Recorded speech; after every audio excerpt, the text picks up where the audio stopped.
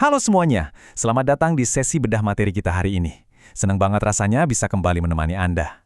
Hari ini, kita bakal jalan-jalan ke dunia manufaktur tingkat lanjut, sebuah dunia di mana batasan rekayasa itu sudah terasa seperti fiksi ilmiah murni.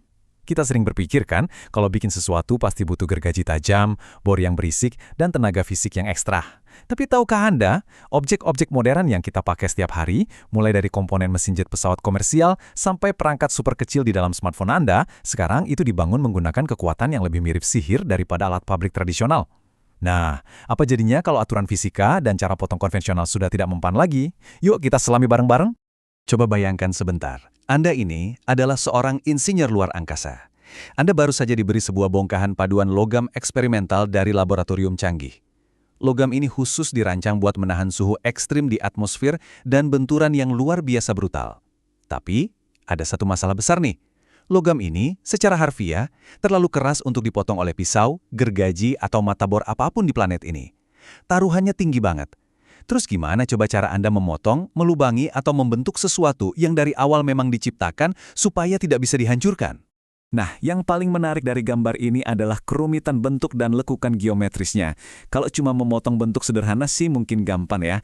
Tapi di sini kita berhadapan dengan rongga internal yang super dalam dan sudut-sudut tajam yang buntu. Pisau paling tajam atau mata bor fisik konvensional manapun tidak bakalan bisa berputar atau masuk ke celah sempit ini tanpa menghancurkan materialnya atau malah merusak mata pisaunya sendiri. Di titik krisis inilah, alat mekanis murni yang cuma mengandalkan gaya fisik harus mundur teratur dari arena. Jadi, untuk memecahkan masalah rekayasa ini, kita punya peta jalannya nih. Pertama, kita bahas momen ketika pemesinan tradisional gagal. Kedua, kita lihat cara memahat pakai bahan kimia. Ketiga, menempa dengan percikan listrik. Keempat, pemanfaatan laser dan pancaran elektron. Kelima, kekuatan air. Dan terakhir, kita akan intip masa depan pemesinan. Oke, kita masuk ke bagian pertama, ketika pemesinan tradisional gagal, alias batas maksimal dari gaya mekanis. Mari kita mulai dengan kenalan dulu sama tokoh antagonis di cerita kita kali ini, yaitu batasan fatal dari perkakas mekanis konvensional kita. Metode pemotongan yang sudah kita kenal selama ratusan tahun sejak revolusi industri itu selalu mengandalkan dua hal dasar, pembentukan serpihan dan gesekan. Intinya, sebuah pisau yang keras bakal mengikis paksa material yang lebih lunak. Nah, coba bandingkan dengan metode tingkat lanjut. Metode baru ini benar-benar meninggalkan konsep jadul itu. Di sini, kita membuang serpihan tanpa memberikan gaya mekanis sama sekali. Nol. Dan ini revolusioner banget, soalnya tanpa tekanan fisik tidak akan ada resiko material melengkung atau rusak. Hebatnya lagi, efisiensi metode ini sama sekali tidak memperdulikan sekeras apa material benda kerja yang sedang kita potong. Terus kapan sih tepatnya metode konvensional ini harus angkat tangan dan mengibarkan bendera putih? Biasanya, ini terjadi kalau kita ketemu material dengan tingkat kekerasan ekstrim, di atas 400 Brinel atau pas materialnya super rapuh seperti kaca industri dan keramik canggih. Selain itu, bayangkan kalau Anda harus melubani paduan sayap pesawat yang panjang, sangat tipis dan fleksibel. Menggunakan bor mekanis tidak akan melubanginya. Ia justru bakal membengkokkan atau menghancurkan materialnya karena dorongannya terlalu kuat. Belum lagi bahaya dari tegangan sisa. Tegangan sisa yang tertinggal di dalam logam setelah dipotong paksa itu ibarat bom waktu mikroskopis. Dia bisa memicu retakan tersembunyi yang berujung fatal secara tiba-tiba saat mesin jet lagi beroperasi tinggi di udara terbuka. Kita jelas tidak bisa mengambil risiko itu kan? Lanjut ke bagian 2, memahat dengan bahan kimia atau kekuatan korosi yang terkendali. Nah, sambutlah pahlawan elemen pertama kita, cairan kimia. Memahat dengan bahan kimia itu pada dasarnya ibarat melakukan serangan operasi bedah yang sangat strategis langsung pada tingkat molekuler material. Proses luar biasa yang disebut penggilingan kimia ini, langkahnya cukup simpel. Bersihkan, tutupi dengan lapisan pelindung atau biasa kita sebut masking, etsa dalam cairan asam, dan terakhir, cuci sampai benar-benar bersih. Jadi alih-alih dipotong atau digergaji kasar, bagian logam pejal yang tidak kita inginkan itu dibiarkan melarut pelan-pelan. Coba deh bayangkan skalanya sebentar. Metode yang mengikis lapis demi lapis mikroskopis ini ternyata adalah rahasia di balik pembuatan panel kulit bodi pesawat komersial raksasa seperti seri Boeing 747 loh. Anda tinggal melapisi area presisi yang mau dipertahankan, terus cemplungkan seluruh panel raksasa itu ke kolam cairan reagen asam yang super korosif. Bahan kimia tersebut diam-diam bakal mengikis bagian logam yang terbuka. Hasilnya, super detail, dan yang paling krusial, sama sekali tidak meninggalkan tekanan fisik atau kelemahan struktural pada komponen pesawat yang krusial itu. Kita masuk ke bagian 3, menempa dengan percikan listrik. di mana kita memanfaatkan kilat lokal. Sayangnya, bahan kimia cair itu tidak selalu bisa bekerja cepat untuk beban berat atau menembus rongga yang terlalu dalam. Makanya, disinilah kita memanggil elemen energi berikutnya ke lantai pabrik, tenaga listrik. Biar lebih kebayang, mari kita bawa teori pengikisan listrik ini langsung ke dunia nyata lewat sebuah keajaiban medis. Coba perhatikan implan sendi lutut buatan dari paduan kobalt krom ini.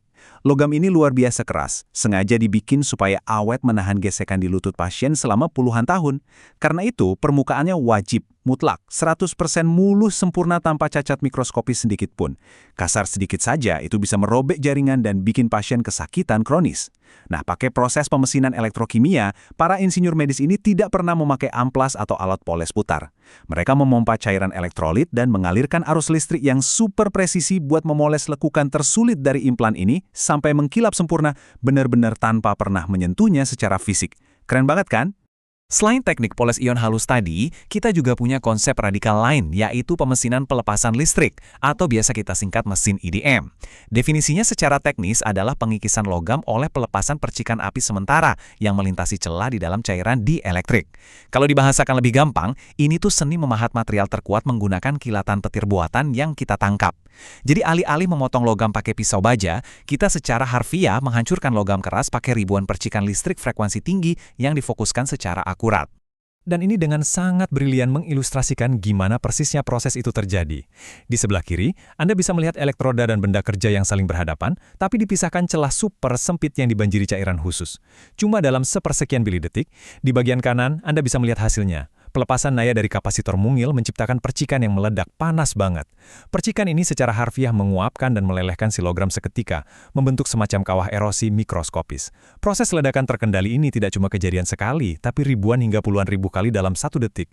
Berkat rentetan petir mini yang membombardir ini, logam apapun, tidak peduli sekeras atau setebal apa bajanya, bakal hancur meleleh dan membentuk rongga presisi, persis seperti bentuk elektroda pemicunya. Nah, salah satu penerapan favorit saya dari teknologi percikan ini adalah sistem yang disebut wire EDM. Mesin otomatis yang dikendalikan komputer ini memandu sebuah kawat kuningan yang saking tipisnya seukuran rambut manusia. Kawat yang terus bergerak ini dialiri arus listrik stabil dan ngelewatin plat baja yang super tebal secara perlahan.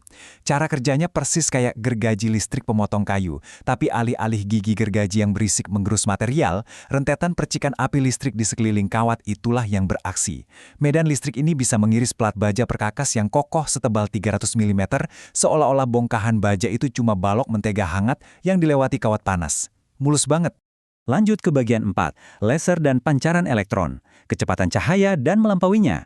Kita jelas tidak mungkin membahas masa depan pemesinan tanpa membicarakan energi termal, panas, dan cahaya ekstrim yang satu ini. 300.000 km per detik. Kita semua tahu itu adalah kecepatan laju cahaya di alam semesta. Tapi kenapa angka kosmik ini relevan waktu kita ada di pabrik manufaktur? Karena di dunia pemesinan pancaran elektron atau EBM, kita beneran pakai semacam meriam presisi tinggi buat menembakkan elektron pada kecepatan super sampai 80% kecepatan cahaya itu sendiri. Proses dramatis ini mutlak dilakukan di dalam ruangan hampa udara.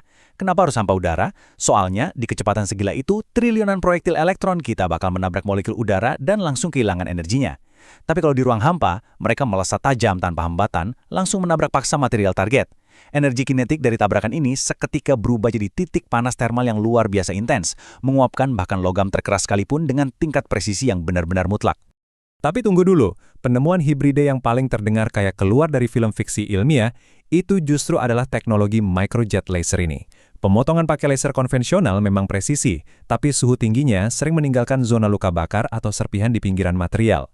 Nah, sistem baru ini cerdas banget. Ada sebuah aliran air yang sangat murni, diameternya cuma 25-100 mikrometer, sekecil helai rambut Anda, yang secara fisik menjebak dan memandu sinar laser tajam jauh menembus ke dalam material target. Aliran air ini berfungsi memantulkan laser ke bawah, ibarat kabel serat optik, sekaligus secara konstan menyiram dan mendinginkan material tepat sepersekian milidetik saat laser membakar logamnya. Secara harfiah, alat ini bekerja persis seperti sebuah lightsaber atau pedang cahaya yang dipandu dan didinginkan langsung oleh semburan air mikro. Luar biasa kan? Masuk ke bagian 5, kekuatan air atau erosi kinetik. Membicarakan elemen air barusan, ini langsung membawa kita ke pahlawan kita yang kelima. Sebuah proses murni yang secara brilian bisa menuntaskan kecemasan akan masalah kerusakan material akibat panas secara total. 400 megapascal, angka yang mencengangkan ya. Biar Anda gampang membayangkan seberapa gila tekanan air ini, coba imajinasikan hal ini. Ambil beban berat dari seekor gajah Afrika jantan dewasa secara utuh, lalu entah bagaimana, pusatkan seluruh berat bertonton itu tepat pada satu titik area sekecil keping uang koin. Sekuat itu tekanannya. Di teknologi pemesinan jet air ini, air biasa yang difilter murni diberi tekanan raksasa di kompresor, lalu ditembakkan melewati nozzle batu safir mikroskopis sampai menembus kecepatan suara. Jet kinetik ini dengan gampang bisa membelah balok logam padat yang tebal, merobek komposit kedirgantaraan, bahkan mengiris pelat batu marmer. Dan apa sih keunggulan paling utamanya? Karena alat potongnya murni cuma air, sama sekali tidak ada suhu panas yang dihasilkan dari awal sampai akhir.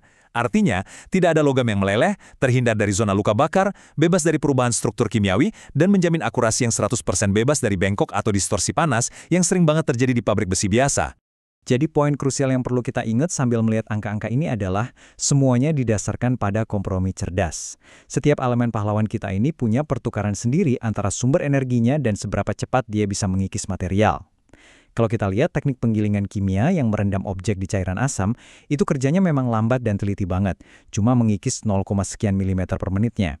Tapi ingat, dia bisa merendam seluruh panel pesawat masif sekaligus dalam satu waktu. Sebaliknya, mesin EDM dengan percikan listriknya itu rakus banget, bisa memakan volume logam secara cepat sampai 300 mm kubik per menitnya. Terus ada meriam pancaran elektron yang rela mengorbankan kecepatan pengikisan luas murni demi memberikan tingkat potongan rongga dan ketelitian mikroskopis yang tidak bakalan pernah tertandingi oleh siapapun. Para insinyur modern benar-benar dituntut untuk super cerdas memilih dan menyatukan elemen mana yang paling pas buat tugas spesifik yang lagi mereka hadapi. Akhirnya, kita sampai di bagian 6, masa depan pemesinan, di mana sistem hibrida mulai unjuk gigi. Lalu, dengan semua lompatan teknologi elemen tadi, kira-kira dunia perakitan ini bakal dibawa kemana sih di dekade-dekade mendatang? Manufaktur canggih masa kini itu nyatanya sedang berlari kencang menuju era sistem pemesinan hibrida mutakhir. Daripada pusing berdebat memilih satu teknologi saja, fasilitas robotika saat ini secara aktif menggabungkan elemen-elemen ekstrim ini secara berdampingan. Bayangkan Anda sedang melihat sebuah stasiun mesin raksasa, di mana alat peninju mekanis atau pancing baja yang super berat dan cepat, digabungkan langsung dengan kepala pemotong laser yang luar biasa presisi di dalam satu rangka yang sama. Kerjasamanya sinkron banget. Untuk bagian logam tebal yang peruntukannya murni cuma butuh lubang kasar, si alat pukul mekanis langsung menghajar tuntas dalam hitungan detik. Tanpa jeda, sinar laser kemudian secara otomatis merayap maju dan langsung mengambil alih giliran, memotong halus seluruh lekukan pinggiran, mengukir detail sudut yang rumit persis di sebelah lubang tadi. Pendekatan hibrida cerdas ini benar-benar sukses meminimalkan waktu tunggu alat yang dipindah-pindah, dan pastinya ini membuat kapasitas hasil produksi meroket luar biasa. Lantas, apa sih dampak kerumitan fiksi ilmiah ini buat hidup kita secara umum? Penggabungan kecepatan ekstrim dan kualitas presisi ini berkontribusi langsung menekan biaya produksi komponen penting, mulai dari mobil pintar, peralatan medis rumah sakit, sampai sirkuit super kecil di tablet atau laptop yang Anda pakai buat bekerja. Semuanya jadi jauh lebih murah dan terjangkau secara ekonomi. Belum lagi ketahanan barangnya jauh lebih tinggi kan? Bikin hidup kita lebih gampang kan? Pada akhirnya, semua perjalanan luar biasa ini sesungguhnya berawal dari satu tantangan mendasar yang bikin pusing. Gimana caranya memaksa memotong sesuatu yang dari awal memang dirancang untuk tidak bisa dipotong oleh apapun? Hari ini, kita sudah melihat sendiri. Kita pakai taktik bahan kimia korosif, menangkap petir untuk melelehkan gajah, menembakkan elektron mendekati kecepatan cahaya, menggabungkan presisi laser dengan tirai air pelindung ibarat pedang magis, sampai menggunakan desakan air yang tidak masuk akal untuk mengoyak kepadatan baja tanpa ampun. Tapi, satu hal yang bikin semua eksplorasi ini makin bikin penasaran adalah membayangkan apa yang akan datang nanti. Persis di detik ini, para ilmuwan material di seluruh dunia tidak pernah tidur.